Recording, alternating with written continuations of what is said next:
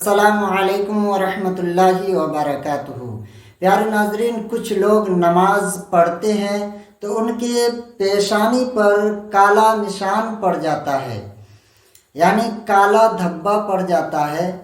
تو کیا یہ کالا دھبا نمازی ہونے کی دلیل ہے، یا پھر جس کے پیشانی پر ایسے کالے دھبے پڑ جاتے ہیں یہ بزرگی ہونے کی نشانی ہے، یا جس کے سر پہ پیشانی پہ کالا دھبا ہوتا ہے کیا یہ جنتی ہونے کی نشانی ہے؟ تو آج اس ویڈیو میں ہم جانیں گے باریکی کے ساتھ۔ تو آپ چینل پر نئے ہیں تو سبسکرائب ضرور کریں اور بیل آئیکن کو پریس کر کے ویڈیو کو لائک کر دیں اور شیئر کرنا بالکل نہ بھولیں۔ پیارے ناظرین، اللہ تبارک و تعالی قرآن کریم میں ارشاد فرماتا ہے، سیماہم فی وجوہہم من اثر السجود، کہ ان لوگوں کی پیشانی میں نشان ہوتے ہیں، یعنی کالا دھبا پڑ جاتے ہیں۔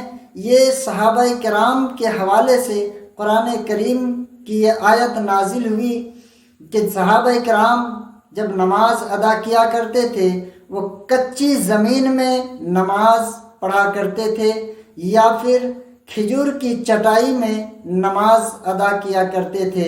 اس وجہ سے کچی زمین اور کھجور کی چٹائی بہت سخت ہوتی ہے، اس لیے اس سخت ہونے کی وجہ سے بعض صحابہ کرام کے پیشانی پر یہ نشان پڑ جاتے تھے۔ تو اللہ تبارک و تعالی نے قرآن کریم میں اس کا ذکر فرمایا، سیماہم فی وجوہہم من اثر السجود۔ پیارے دوستو، کافی لوگ زندگی بھر نماز پڑھتے ہیں، کوئی بھی داغ نہیں نظر آتا، کیونکہ یہ آج کے دور میں ہو سکتا ہے کہ کسی کے نماز پڑھنے کی وجہ سے کالا نشان پڑ گیا ہو، یا پھر یہ بھی ہو سکتا ہے کہ یہ کالا نشان زیادہ زمین پہ زور دینے کے بعد یہ کالا نشان پڑ گیا ہو، تو اسے مکاری کہتے ہیں۔ اور دوسری چیز، آج کے دور میں کچی زمین ہے، نہ ہی آج کے دور میں کھجور کی چٹائی میں نماز پڑھتے ہیں، بلکہ موٹے موٹے مخمل اور قالین میں نماز ادا کی جاتی ہے۔ تو آج کے دور میں یہ کالا نشان پڑھنے کا کوئی سوال ہی پیدا نہیں ہوتا۔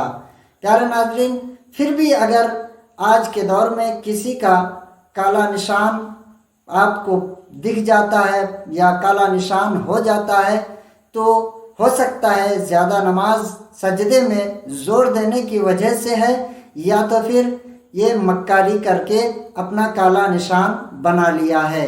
پیارے ناظرین، یہ کوئی جنتی ہونے کی دلیل نہیں ہے، نہ ہی یہ کوئی بزرگی ہونے کی دلیل ہے، نہ ہی پرہیزگار اور متقی ہونے کی دلیل ہے۔